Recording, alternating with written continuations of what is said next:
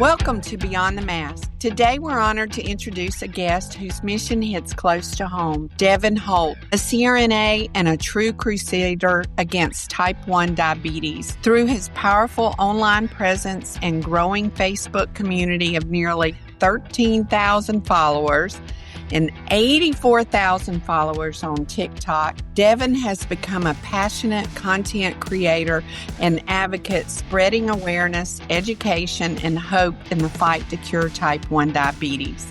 Joining me for this special conversation today is my daughter Danielle, who was diagnosed with type 1 diabetes at just 5 years old. Together, we'll explore the realities of life with type 1, the evolving science behind treatment and prevention, and the incredible online movement that Devin has built to inspire and connect others living with diabetes. This episode is all about resilience, advocacy, and the power of community. A heartfelt look at what it means to turn personal challenges into a mission for change.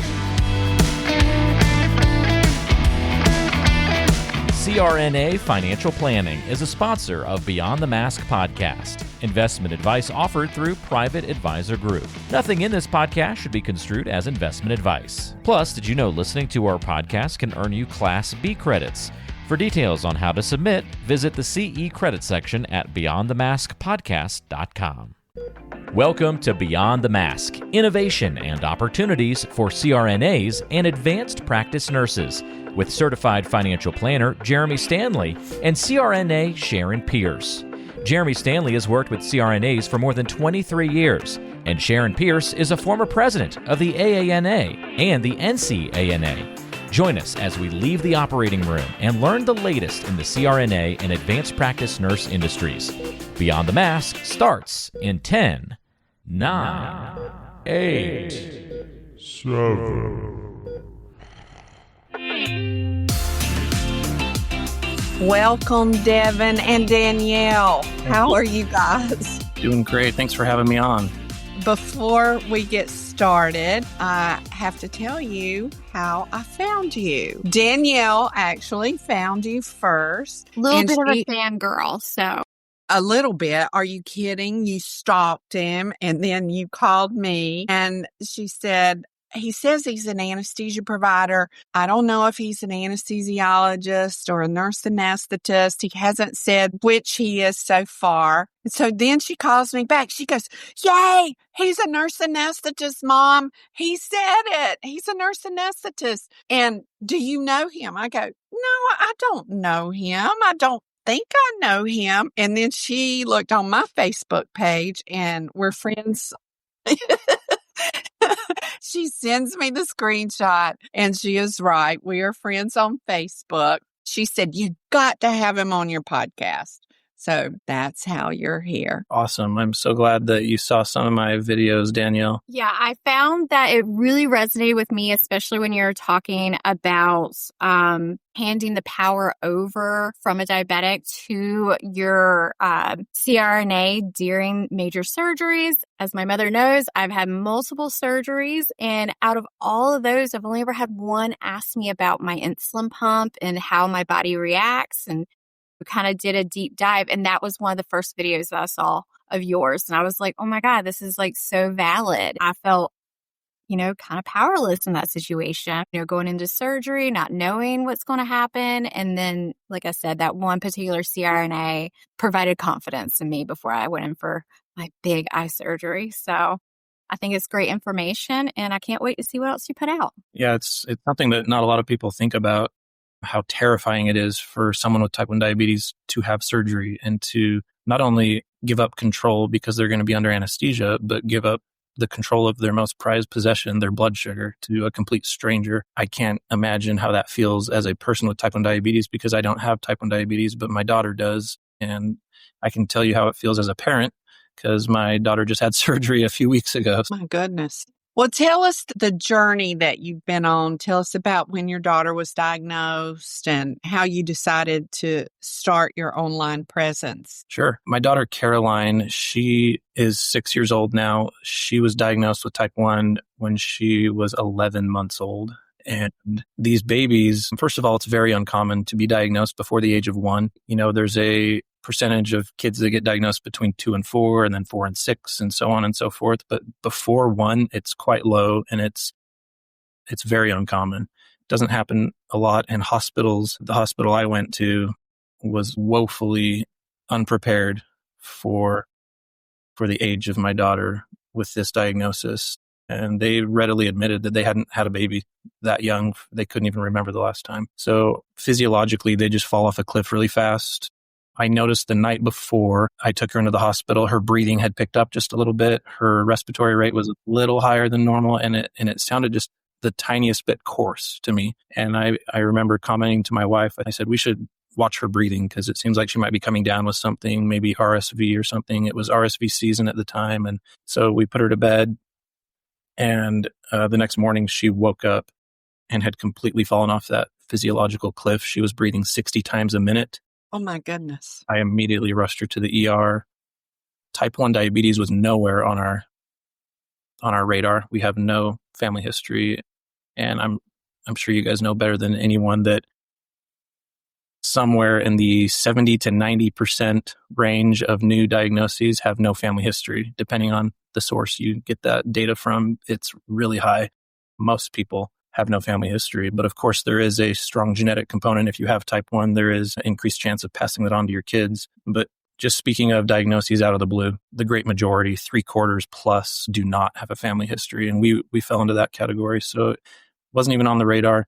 It took the ER doctor 3 hours to diagnose us. And that only happened when her lab result came back critical with a blood sugar of over 600. It was the worst day of my life. Her pH was 0.9. And were you already a CRNA at yeah, that? I was, yeah. I had just gotten home from a work trip the day before this happened, and she was 11 months old. Kids who are a little older, first of all, physiologically, they have a bit more of a buffer, and it's easier to pick up on the increased urination and drinking and weight loss. But for a baby who's breastfeeding constantly has wet diapers and barely weighs anything as it is, it's extremely difficult to pick it up in a baby that young. So we were very lucky to pick it up at all, honestly. And our doctor told us that she was about 6 hours from dying by the time we took her into the ER, and that we had barely gotten there in time. So yeah, worst day of my life. We had to take an ambulance ride to another hospital nearby that was better equipped for her. She fought for her life there for several days in the ICU. So that's her diagnosis story. And it has really turned our life upside down. It's one of the most difficult diseases to manage in the world on a day-to-day basis, knowing that your child could potentially die from a low blood sugar at any time of day, and that if their blood sugar is too high, it's causing internal damage to several body systems. It's a stress that nobody should ever have to be under, and it's constant, and there's no breaks, there's no weekends or holidays off. Getting a full night's rest is a luxury as a parent of a baby with type 1 diabetes or anyone who suffers from the disease. Do you have other children, Devin? Yeah, we have 5 kids. Caroline is number 4 out of 5. Okay. Yeah, we have 3 girls and 2 boys. Okay. And how long ago has this been since she was diagnosed? Did I miss that? How old is she now? She's 6 now, so she's You did say that. for about 5.5 years now. Wow. So my question for you, I am the youngest of 3. I am the lucky lottery winner of having the only one out of us 3 to have diabetes. However, my siblings help me. They know my symptoms, like my sister and brother both know that when I start crying obsessively and saying I'm sorry, they're like, her blood sugar is low. Oh, she's Danielle's a twin, by the way. Yes, I have a twin sister. Yeah. So I kept them together in school up until middle school because Michelle, her twin, would know exactly when her blood sugar was low at school. And my mother was insulin dependent, though she died right after she was diagnosed. My mother wouldn't even go to the hospital initially when Danielle was put in the hospital because she said she's going to hate me. This is my fault. And she wouldn't even go to the hospital. But my mother died right after she was diagnosed, maybe a year or so after my mother was 50 when she died. Yeah. So go ahead, Danielle. How old were you again, Danielle, when you were diagnosed? I was 5 when I was diagnosed. We were just talking about the date, actually. So I will hit 33 years on March 28th. My first ever blood sugar was 940. The night that I was diagnosed, I was over at my aunt's house and drank a lot of Pepsi. And she used to make me these little half cheese sandwiches. And I ate, that's all I kept eating was these half cheese sandwiches. And because my grandmother had her ketone strips at my aunt's house, my aunt was like, something's wrong, let's test. And she said that it turned jet black. I think my grandmother came over and they checked my blood sugar, and her old meter only read high. Beyond 200 was it read high, and immediately took me to the hospital. Actually, me and your daddy were out to eat. They called us and we come home, and my first son, they thought, was going to develop diabetes. When he was younger, he had had some problems, and so they did a glucose tolerance test. I don't even think they do those anymore, where they would make them drink sugar water, draw their blood, and I think he was 2 at the time. And he had been ketotic for about a week, and then we did the glucose tolerance test, and he was fine. And it never crossed my mind until this happened with Danielle. And whenever I talked to the pediatrician, I said, Danielle's got a high blood sugar. He said, it's probably like Brett. Bring her to the hospital. Everything's going to be fine. But it wasn't fine. So they still can't explain how my son escaped it. But all 3 children had a viral illness 3 weeks before she was diagnosed. And you've probably done some reading on the viral theory. And then Danielle, then this happened. But you said it, the whole family has diabetes, not just your daughter, because you're not eating candy or doing things in front of her. So everybody has the disease. They're just the ones that takes the insulin. That's very true. Great way to put it. Absolutely. The whole family. Yep. And you're right. You never sleep again. And you still don't sleep after her eye surgery while she had a retinal detachment. So I was up there when she had her surgery, and her husband comes to the bedroom, and I go, nope, you're sleeping somewhere else. I'm sleeping with her tonight. And so I got into her phone and I hooked my phone. Look, okay, time out. So I purposely did not tell her about the Dexcom G6 capability of having other users follow your blood sugars. Now, my sister knew this, and she was like, you make me mad, I'm going to tell mom. I was like, no, let's not do this. And so while I was under surgery, she did this. Add her, because she's a little bit of a hover parent, which I think most diabetic parents are. A week or so later, she had flown back to North Carolina, and I reside here in Minnesota. And I happened to have a low blood sugar. My phone was going off. I was eating something, went back to lay back down because it was really late. And then my husband goes, your mother is calling me. Why is she calling me? And I answer the phone. And that's where we discovered that she had uploaded the app and was now following my blood sugars. So even now, when my blood sugar is out of range, she texts me like, what's going on? It never ends. All right, let's go back. Tell us about your journey to start this online presence and why you wanted to do that. I still remember the day that I was at work, actually, and I was on my lunch break. I was just scrolling through my news feed, and I saw this press release pop up saying Vertex Pharmaceuticals has a patient that's 90% off insulin right now. And I was like, whoa. And I immediately clicked on it, and the entire world could have just stopped spinning and I wouldn't have noticed. I was just glued to this article, and that lit a fire under me. And that article in and of itself was the biggest news to hit the type 1 diabetes community since the discovery of insulin, in my opinion, which was 100 plus years ago. I couldn't believe what I was reading. There's somebody that's 90% off insulin, which means they're probably going to be completely off insulin soon, which is exactly what happened. So I looked around in the community. I said, who's talking about this? And I went to every diabetes group I could find on Facebook. And from what I could tell, these were great forums for people to come to when they had questions, great community, tens of thousands of years of experience collectively when you have these ginormous groups of people. And I couldn't find one that's focused specifically on talking about curing type 1 diabetes and the research that was going on at Vertex Pharmaceuticals. I kept looking for months and months, and And I eventually just decided to start it myself because I couldn't find it. So I started a group called Crushing T1 on Facebook. I still remember back when we had like 50 people in the group. I would post anytime there was a significant update, anything newsworthy worth talking about. Every single press release that came out, I was talking about it. I would kind of break it down into layman's terms.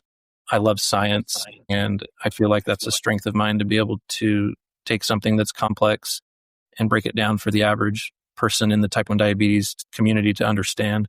And there's also a lot of fluff and noise out there that you have to filter through. There's strange articles popping up all the time about curing diabetes, and you just have to filter through some of that noise. So I started the group, and it just started growing and growing, and we're at almost 13,000 people now from almost every country. I think we have every country of the world represented. And I was doing that full time. I was focused on the Facebook group, but I would say about, 6 months ago, I decided to start making TikTok videos. It's a lot easier just to make a video and explain something than it is to type up a long Facebook post. And I can also show visuals, with like a green screen background. I can show these articles I'm talking about. So I started making videos. And so now I do a combination of both. And my TikTok channel just kind of exploded from nothing to almost 85,000 people now. People are following both groups every day from all over the world. Anytime there's something worth talking about, my followers will hear about it the same day from me. So I wanted someone else to start this group, but nobody did, so I did it myself. 6 months on TikTok, that's pretty impressive growth, I would think. Not that I know a whole lot about TikTok, but 6 months to grow to greater than 80,000, that's pretty amazing. Are you a resident or CRNA looking to transition into independent practice? The AANA and Beyond the Mask are here to help you thrive as your own boss. Introducing the 1099 CRNA Institute, taught by Beyond the Mask host Jeremy Stanley and Sharon Pierce.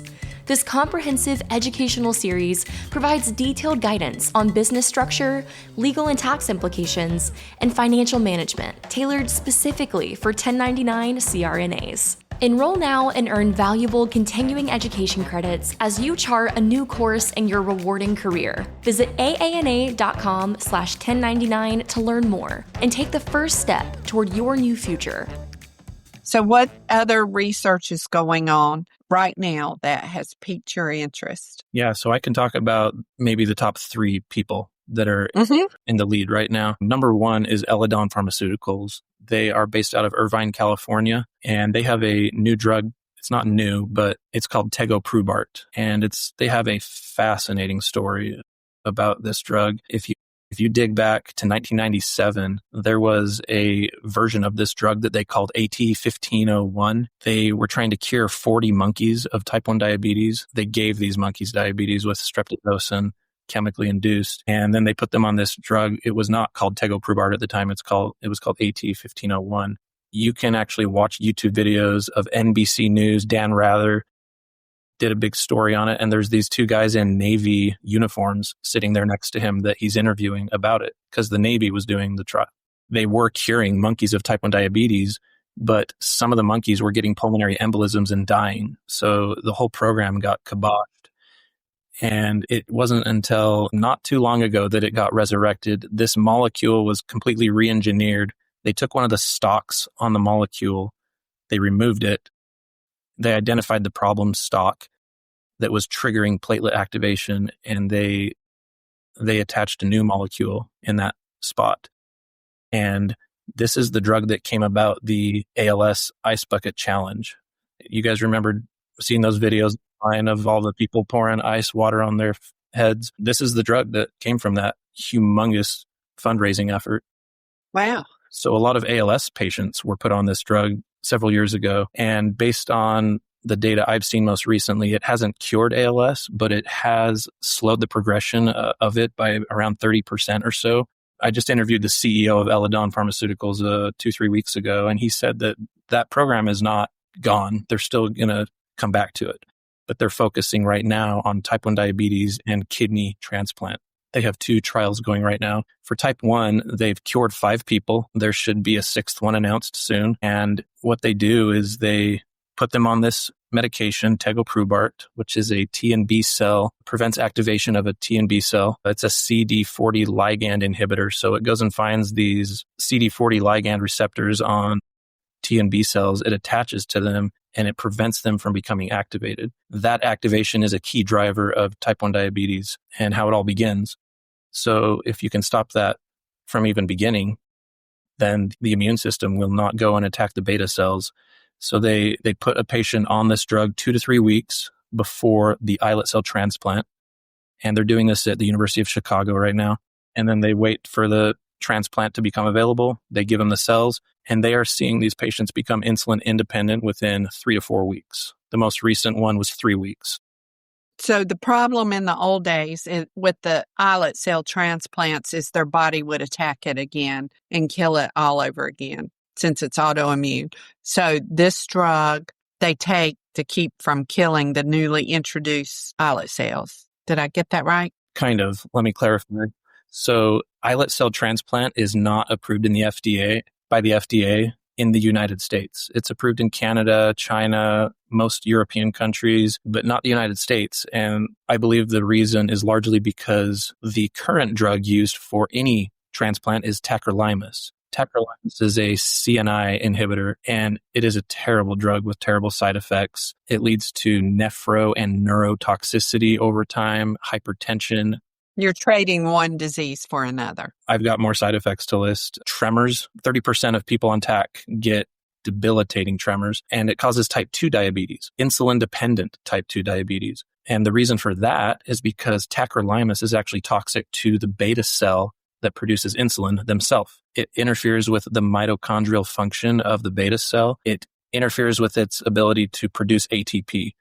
So thereby it's not producing enough oxygen to produce enough insulin. It's a cascading effect. You decrease ATP production, thereby decreasing oxygen production inside the cell, which limits the amount of insulin granules that these beta cells can release from their cell walls. That's pretty counterproductive for a drug to be given to someone to protect a beta cell that's also very much limiting its function and potential. That's why this new drug is so exciting, because it has none of those toxicities. It does not interfere with the mitochondrial function of a beta cell. And that is why we are seeing patients being completely taken off insulin within 3 to 4 weeks. So where are these people getting their islet cells from if you can't get them in the United States? Are they going somewhere else and getting it and then getting on the drug? Or is this study all inclusive? We'll get your islet cells if you'll take our drug. So they're cadaveric islet cells right now. They have to wait for a pancreas to become available from a donor. And so the protocol for the current trial is they fly them out to Chicago. They put them on tegoprubart, and there's 1 or 2 other medications they're putting them on as well, but they're not toxic or anything. They're just commonly used with any organ transplant. I think mycophenolate is one of them, but I can assure you they will be testing tegoprubart as a monotherapy in the not too distant future, because that's what all the monkeys were on. They were just on tegoprubart itself, and it was working. So they go back home and they wait for the next call when the pancreas is available, and then they fly them back. And they go into the interventional radiology suite with Dr. Piotr Witkowski, who's a Polish doctor. He's one of my heroes. I've talked to him on the phone once, and it was like Christmas being able to talk to him. He has dedicated his whole life to curing this disease, as have many others. He brings them in there and infuses the cells into their portal vein. Portal vein feeds the liver and pancreas. Most of these cells go and get stuck in the microcirculation of the liver, and they already have the tegoprubart in their system. And so they observe them for several days, and then they send them back home. And Dr. Witkowski is very closely monitoring how much insulin they should be taking, because I learned this from the CEO a couple weeks ago. They are seeing good glucose control within 48 to 72 hours after they get their cell. That's how quickly the beta cells start working on tegoprubart, this new drug, because the mitochondrial function isn't being interfered with. And it's amazing what a beta cell can do if you just let it do its job. And tacrolimus, on the other hand, it can take 3 to 6 plus months to achieve insulin independence. And even at that point, the beta cells still aren't pumping out as much insulin as they could be if they weren't toxic to the beta cells themselves. What does that mean for the future? That means that we need to find a cell source, and Vertex Pseudocals is that cell source. Vertex has this guy working for them named Doug Melton, and I call him the father of the beta cell. 25, 30 years ago, he was studying the embryonic origin of frogs, and then his daughter got diagnosed with type 1 diabetes, and he changed course immediately.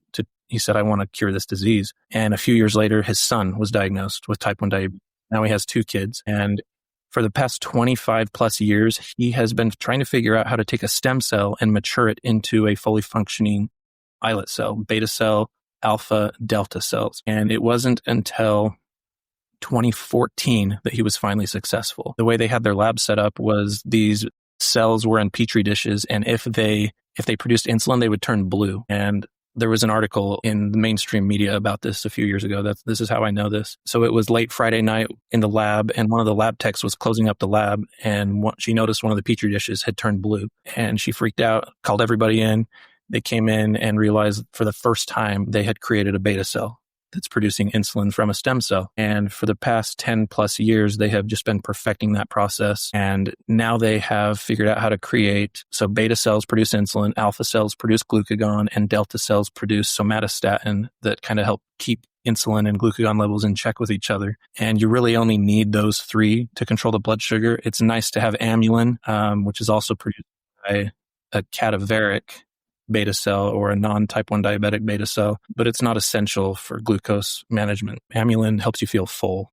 The exciting thing is Vertex, about 2.5 years ago, they announced the construction of this huge building in New Hampshire, where the primary function of this building was to pump out these cells in the billions of quantities. And they have a collaboration with a company in London called Tree Frog that has this proprietary technology to be able to take stem cell products and mass produce them in the millions and billions. And so they collaborated with Tree Frog about 2-3 years ago. And this facility in New Hampshire, it's in Portsmouth, New Hampshire. It's going to be done next year. It looks done now from the outside. I have my spies watching the building. I had a friend of mine go last year when it was still, the shell was up, but the interior was still a dirt floor. I had him go knock on the construction trailer because he was doing a CRNA locums gig like an hour away. I said, you got to drive out there and get me some video and pictures of this place that I can share with my group. And so he goes and knocks on the construction trailer, and they took him on a ride in their golf cart and took him inside and let him take all the pictures and video that he wanted. Nice. So the drug is there to keep the body from attacking it. Now, islet cells. Now, when you say cadaveric, they've still got to be brain dead donors, because doesn't blood have to be coursing through those islet cells? You can't harvest them from just dead people. Aren't the islet cells dead? The way that they're taken from a donor and turned into a bag of islet cells, it's a whole process. They use a bunch of digestive enzymes to break down the pancreas, and sometimes it takes 2 or 3 pancreases to get enough. I used to be up into my eyeballs reading about all this stuff. I did it for years and years. So dead pancreas, I know they dissolve it, and beta cells look like sand, and it does usually take several. But those people, like, you can go to the morgue and get somebody's pancreas. Is that what I'm hearing? No, it's from a donor they're on life support. Okay. So just like an organ donor. Okay. That's what I thought. So that would be severely limiting on getting enough islet cells. So this thing in New Hampshire sounds promising. It's absolutely one of the big reasons why we don't have a cure for type 1 diabetes, is because we don't have enough cells. If we're going to cure 10 million people worldwide, 2 million of which are in the United States, you got to be able to scale the production of these stem cells in the millions and billions. Every patient needs several million of these cells. Vertex is doing their own trial right now, and that was the other company I was going to mention. Their trial is called VX880. Their trial has been going since like 2021. The reason why it's taken so long is because their patients are on tacrolimus, the bad drug. And so it's taking much longer to become insulin independent. You've got all these side effects to worry about as well down the road for these patients. I get messages almost every day from people that are on a kidney transplant who are on tacrolimus, and they just complain about all their side effects, their tremors. It's terrible. So the Vertex trial is exciting, but they have one piece of the puzzle that is very exciting, and that's the stem cell source. The tacrolimus their patients are on is not exciting. That's not good. You can't put kids on that for sure. What's going to happen is they're going to have enough data next year to approach the FDA about approval, and they are likely going to be approved, but it's going to be for a small subset of type 1 diabetics. And it's going to be for people who, the way they've described it is they have to be like very brittle diabetics, kind of with nothing to lose. They also talk about having severe hypoglycemic events. If they're having a certain number of those, they might qualify for this. They estimate that about 60,000 people could be eligible for this therapy. So they're going to try to bring this first therapy to the market. They're going to try to get approval for VX-880. They've already named it. It's called Zamislacel. If I'm not butchering that, it's something close to that. So they've given it a name. They've been hiring a marketing team for the past year in anticipation of this drug to be approved, this therapy to be approved. I don't have any insider knowledge, but I'm so close to all of this, and I spent all of my time researching it. I can tell you they have their eye on Eledon Pharmaceuticals and their drug tegoprubart, and they've hinted several times publicly that improved immunosuppression is in their future. So what they're going to do is they're going to get approval first with tacrolimus. And then what I believe is going to happen is they're going to have some type of collaboration with Eledon. I don't know if they're going to buy them outright or if they're going to collaborate, some licensing deal with them. But both of these companies have one half of the cure. Yeah, they need to get married. They need to get married. I can't sleep at night knowing that Vertex has not acquired Eledon Pharmaceuticals. It keeps me up every night thinking about it. But you have to keep in mind that they are laser focused on FDA approval right now for their first therapy, and they have to be very careful what they say. They've already hinted more times than I think they should at what their future intentions are. I believe that they will do some type of collaboration with Eledon, and they will upgrade this therapy. And when I say upgrade, I'm talking we're going from here up to here. This is Jackie Rolls, President of the International Federation of Nurse Anesthetists. I'm inviting you to attend the 15th World Congress for Nurse Anesthetists, May 7th through 9th, 2026 in Brisbane, Australia.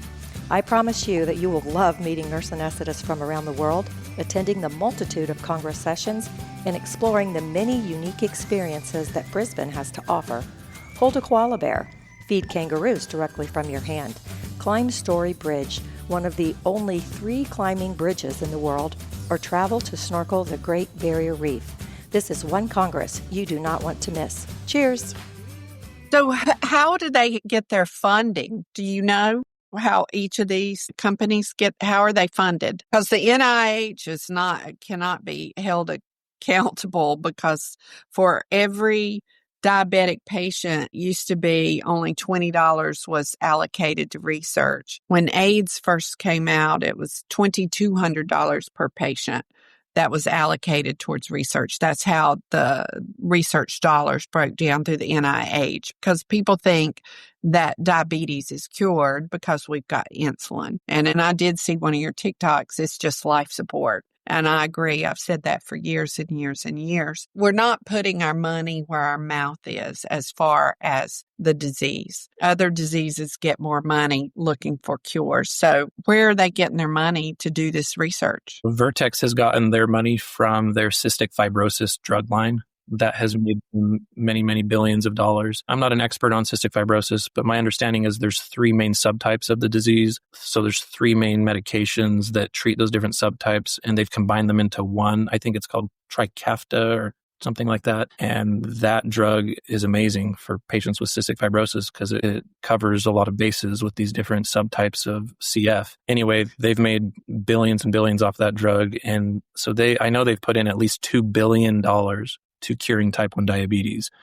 So Vertex has the cash themselves. Last time I checked, I think they had $13 billion in cash and just growing all the time with this CF income. And Eledon Pharmaceuticals is a publicly traded company, and they've had to raise money themselves. They are a very small biotech startup company compared to Vertex, one of the big dogs. So that's what I have my eye on, is these two companies hopefully partnering together. Another thing to keep in mind is there's a company called Cernova, and they are trying to cure type 1 as well. Their CEO, Jonathan Rigby, has type 1 diabetes, and they have this cell pouch system that he's trying to cure type 1 diabetics with. The problem with encapsulating these cells in a pouch is you get what's called the foreign body response. That prevents oxygen from coming into the cells. Once that foreign body response, once all that fibrin builds up around these capsules, around these pouches. Vertex tried the same thing. They had their own trial called VX264 that they discontinued last year because nobody has been able to beat encapsulation yet. The idea is that it would be great to have a pouch of these cells that you could stick in your abdomen or your forearm, and both locations have been tried. Vertex's was the abdomen. Nobody's been successful. So Cernova has a pouch, and they have a slightly different method where they will surgically implant the pouch and allow blood vessel growth onto it. Then they will inject the cells later on once there's a lot of blood vessels on the pouch, hoping that there's enough oxygen delivery to these cells. But a lot of their patients also needed a portal vein top-off to become insulin independent. And I'm talking like 6 to 8 patients that are in this trial. From what I understand, most of them have required a portal vein top-off to go off insulin, which is essentially what Vertex is doing when they inject into the portal vein. But Eledon just collaborated with Cernova, and I believe that's potentially because Cernova has a partnership with another company called Evotech. Evotech is a company that is trying to make stem cell-based islet cells like Vertex has. They entered a collaboration in 2022, I believe, and I still haven't seen evidence that they have islet cells, stem cell-based islet cells that they can produce on a massive scale. Maybe they're close to that. Maybe they have them and they haven't released it, or maybe they don't have it. I don't know. But if they do show that they have these cells, you have the cure right there. You have Eledon's drug tegoprubart, and you have Evotech that's collaborated with Cernova. So that's another marriage made in heaven, potentially. Third or fourth company I wanted to mention was Sana. Sana Biotech is in Seattle. Their approach is extremely exciting because it's just genetically modifying the beta cell. They made several edits to a beta cell. They removed the MHC 1 and 2 receptors on the beta cell wall to disguise it from the immune system. They overexpressed a gene called CD47, which is like it basically gets the immune system to calm down. And so they thought if they just turn that gene up to the max and then they remove proteins on the cell wall, that the T and B cells won't recognize the beta cell. What they did is there's a guy in Sweden, he's like 41 years old, and they implanted a very small number of these cells into his forearm, into his brachioradialis muscle right here. We're like 8 or 9 months after that happened as of right now. And the most recent update we have is the 6-month update. And that shows that the cells are still producing insulin, but they only gave him about 5% of the dose needed to actually regulate blood sugar. So he's not cured, but they're trying to establish proof of concept to see if these cells can hide from the immune system. And so far, it seems like they are, but they haven't cured anybody yet. And they're going to have to prove that this theory of theirs, this technology that they have applied to these small number of cells, works on stem cell-based islet cells. Because this tiny little amount of cells in this guy's arm, they're cadaveric cells that they genetically modified. In order to cure millions of people, they're going to have to do it with stem cell-based islet cells that could be given to millions of people. And then they have to prove that it can actually regulate the blood sugar. So I'm hearing it's a little ways off. They've got several hoops to jump through, and I'm cheering for them big time. But I just know that there's some hoops, some significant hoops they need to jump through, and I really hope they're successful.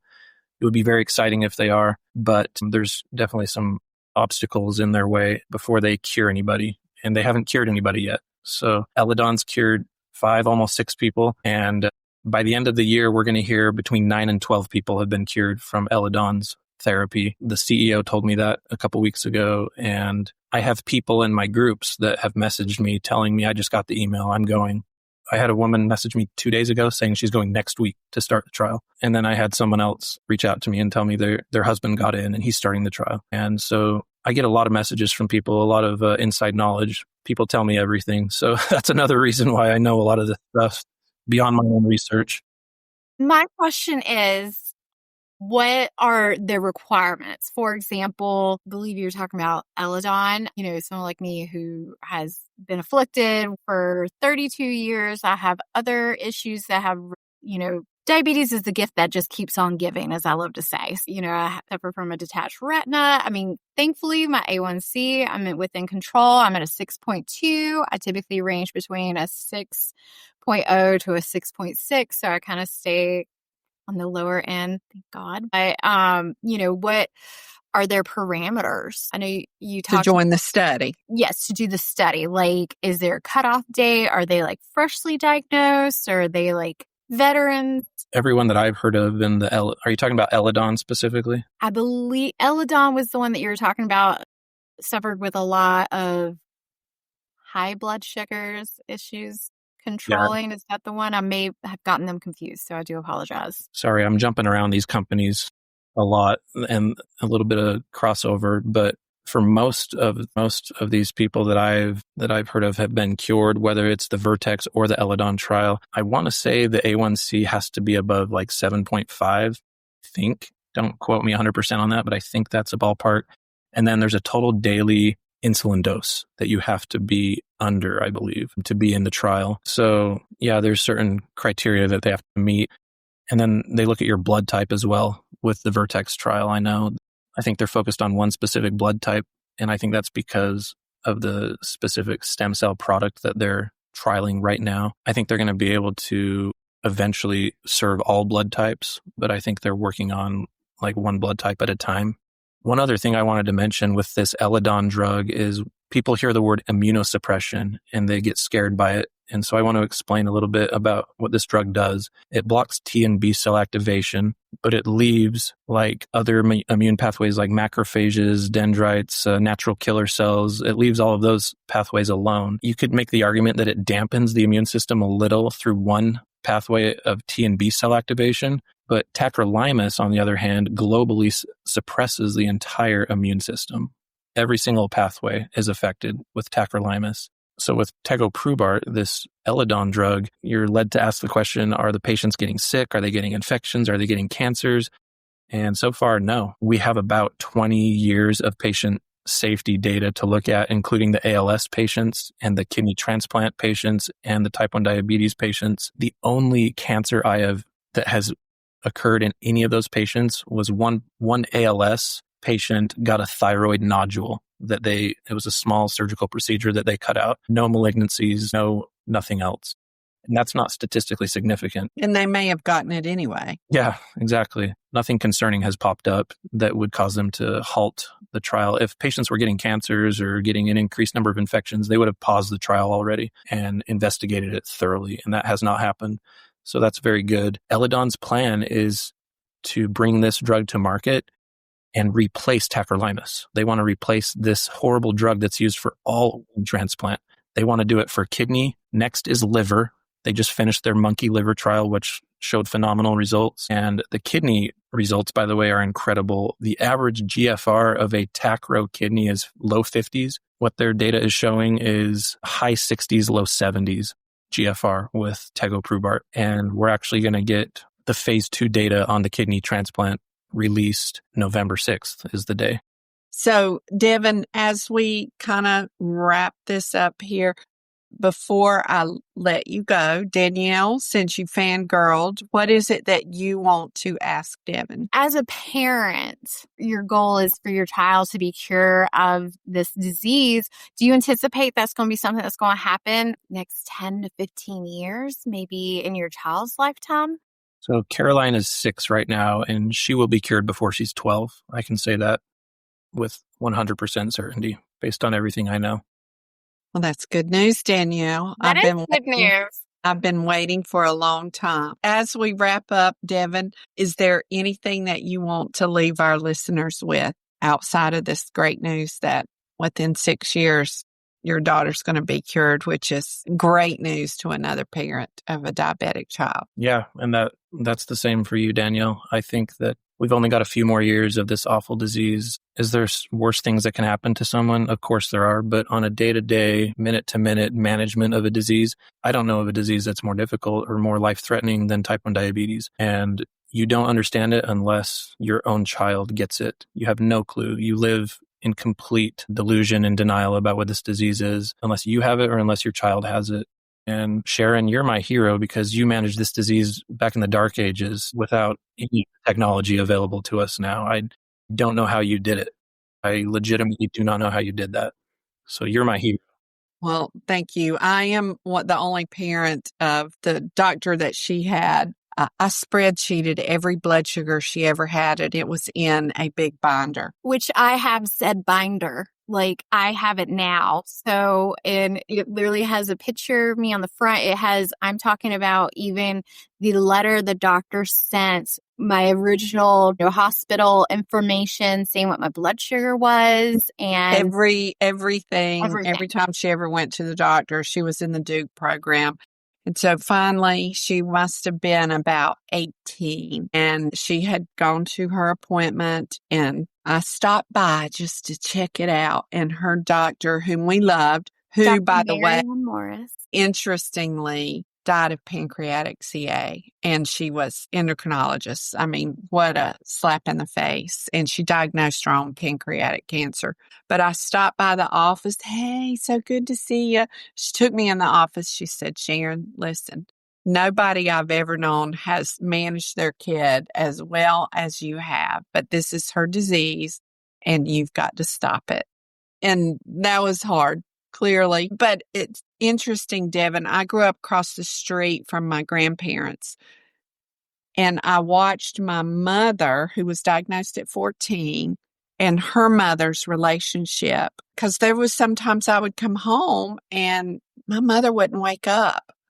She's just, and so I'd call my grandmother across the street. And, we were young. We'd get off school bus and she was having a low and wouldn't wake up. We just always knew that if we couldn't wake her up, call my grandmother, or if she could eat, give her a sandwich, whatever. I mean, my mother still boiled her syringes, had the metal needles that she had to use an emery board on to make them sharp enough. Yep, I've heard about that. The urine, to see if she was spilling ketones, she would put like 8 drops of urine on this tablet, and if it bubbled, blue. I mean, that was really, really the dark ages. I remember when she first got her first glucometer was when my children were small. I used her old glucometer. And in fact, when I was initially diagnosed, I was on pork insulin. Really? Wow. Oh, yeah, which was great. I could keep her under great control. Now, when she went to kindergarten, because she had to do a regular MPH, she'd have to eat her snack. And so I would put 2 watches on her that would alarm at 10 a.m. to remind her to eat her snack, and at 2 p.m. to eat her afternoon snack when her regular insulin was peaking. Now, I did not take the route that you have, looking at research, etc. What I did, and I understand where you're coming from, because you can't fix this. You just can't fix it. So you're doing what you can to help yourself, because you can't fix your daughter. You would take it if you could. I know that. But in North Carolina, kids were not allowed to take care of their diabetes in the school system. So I passed a bill in North Carolina called the Care for School Children with Diabetes Act. We were the 4th state in the nation to pass this bill, allowed children to take care of their diabetes in the school system. And it also provides for every public school there's got to be at least 2 people trained in diabetes care. Back when Danielle was in school, the solution was, if she had a low blood sugar, call the ambulance. Well, then you know how that went. They'd come get her. They take her to the hospital. Takes you hours to get her out of the system once she's taken. Why couldn't she have somebody to help her at the school? So we passed that bill, and it was signed into law in 2002. And other states have passed that. So that's how I helped heal myself. Just like that's exactly what you're doing. I recognize it for what it is, because you feel like you've got to do something. I raised money through JDRF. I started a walkathon, raised $500,000 for research through JDRF, because you just feel like, I got to do something. I've got to do something. I thank you so much for all of the legislation and advocacy you've done for the community. Well, what you are doing is amazing. I can feel your passion for this, and I know where it's mediated from because you would do anything. Like I said, you would take it on you. I know that, but you can't. So this is what you're doing, and I appreciate everything that you are doing. I appreciate everything you're doing for this community, and I hope you're right. I've been waiting since my mother. I never knew another life except having a mother with diabetes. Thinking back to way back then when I was initially diagnosed and where we've come so far, back then I was the youngest diabetic to get put on an insulin pump in North Carolina. And it was Deezatronic was my first insulin pump. And I had to write a letter to the company saying that I was responsible enough to take on handling that equipment. And now these days, didn't have the continuous monitors like we do now. We didn't have this, we didn't have that. And now just seeing the presence of a community that it was me and 2 other students in my entire school that had diabetes, and I was the only female. So, kind of seeing the evolution of this community has been amazing to me because, again, I didn't grow up with that. Of course, my grandmother had it, but, it's different being a kid and having to go to birthday parties and, you can't eat icing. And, back then I had such restrictions on eating. And, I know it breaks mama's heart to know that I can't have icing at this birthday party. Yeah. Once I got put on the insulin pump, I'm not going to lie, I got fat because I went to town on food. I could eat anytime I wanted. I didn't have to get up at a certain time. What was that? I'd be up at 7 to have my injection by 7:30. So even now I have a biological clock that I wake up at 7 and then I'll go back to sleep afterwards. But, it's just things that you deal with. I almost feel guilty with the technology we have available now, listening to you talk about what you had available to you when you were diagnosed. The last thing I want to leave everybody with is this is all very new research. If you were talking about curing type 1 diabetes before 2021, you had no business talking about it. There was nothing to talk about.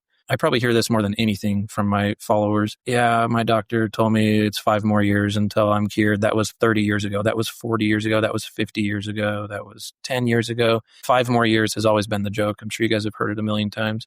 My point is, if you were saying anything about curing type 1 diabetes before 2021, when Vertex got their patient 90% and then shortly thereafter 100% off insulin, you had no business doing that. And I'm upset with any doctor who was talking like that. There was nothing to be excited about before that time.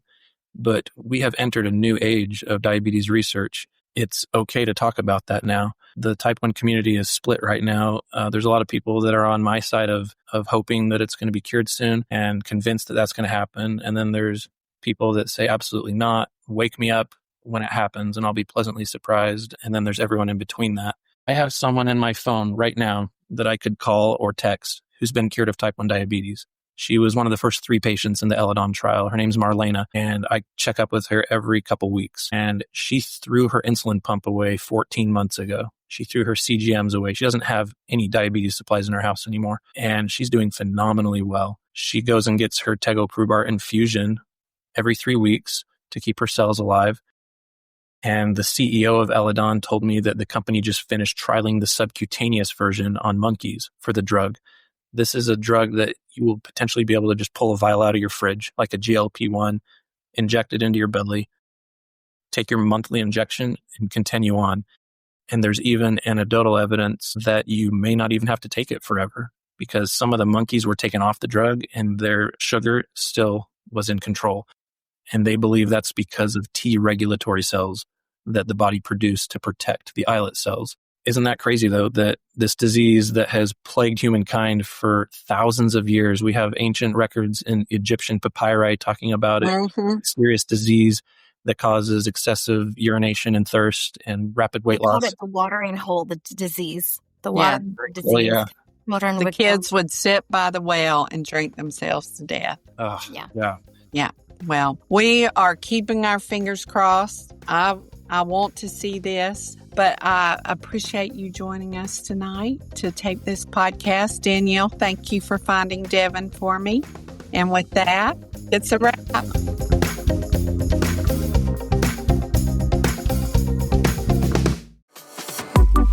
Thank you for tuning in to Beyond the Mask. If you enjoy the show and want to help us grow, the best way to support us is simple. Leave a review on your favorite podcast platform, share the show on social media, and tell your friends. Your word of mouth is what keeps us going strong. We're proud to consistently rank in the top 50 medical podcasts nationwide and to be #1 in the CRNA community. All thanks to listeners like you. Your support helps us stay there, and we couldn't do it without you. We'll see you on the next Beyond the Mask.